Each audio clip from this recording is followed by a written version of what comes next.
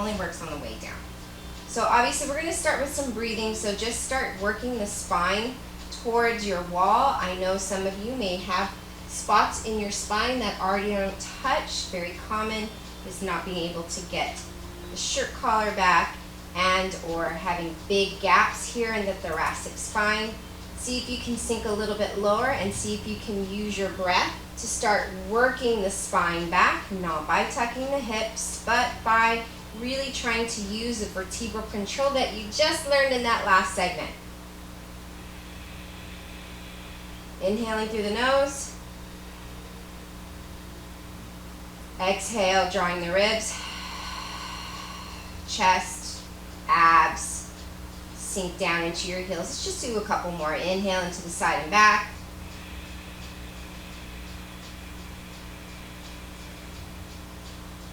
Exhale, drawing the ribs, chest, abs, sink the heels and the sit bones down. One more. Sometimes if you're having tight back, just doing this exercise really helps. Inhale to the side and back.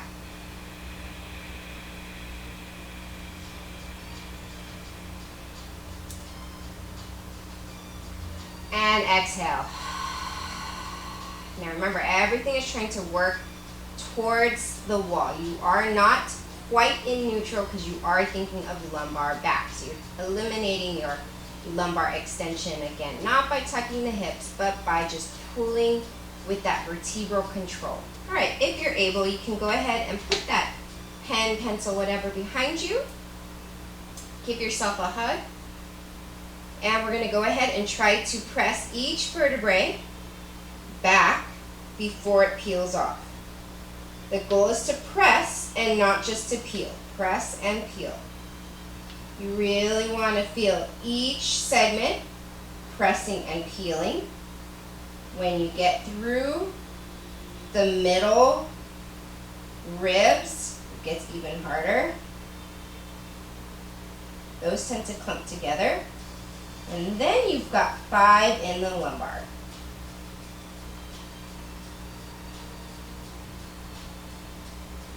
Hopefully you didn't have a free fall moment in the pencil. When it's just the sacrum on the wall, take a nice inhale, give your block a squeeze, check your heels, make sure they're dropped. Reach around, take that pencil out because it'll get stuck there. Give yourself a hug. Press each vertebrae back. Now, as you start to stack the upper ones, sometimes those lower ones come off. Try not to have them come off. Yes, it is a straight spine right now, but this is just to work on flexion control. Take an inhale, go ahead and put that guy back.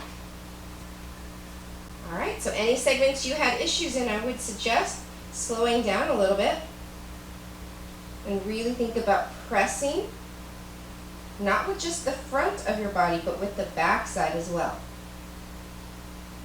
Use breath through that moment where you have a tendency to clump or there's a free fall in the pencil.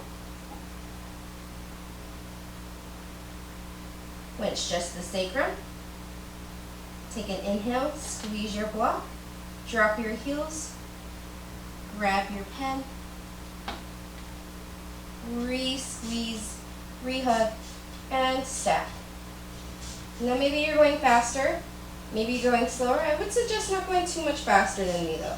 This is really meant for you to assess what's going on. Where do you need work? What moves well, what doesn't? Put the guy back, take an inhale. Now remember, if it keeps falling, don't chase it around. Maybe use that to signal that that's probably an area that needs a little bit more TLC. Remember, we're pushing into the wall or imprinting before we leave. I could feel that tiny set of segments there for me. When you get to the bottom, it's just the sacrum. Squeeze, drop the heels, inhale, reinforce anything that felt like it clumped together, and press each one back without losing the lower part of your spine. Short claw before head.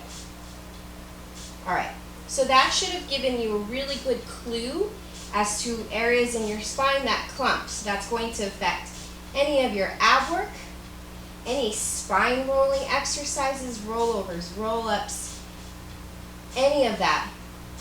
It's going to be greatly affected by that because you're not going to be flexing through those areas, so you'll be flexing more above and below those areas. And ideally, we want to be able to disperse flexion through all of those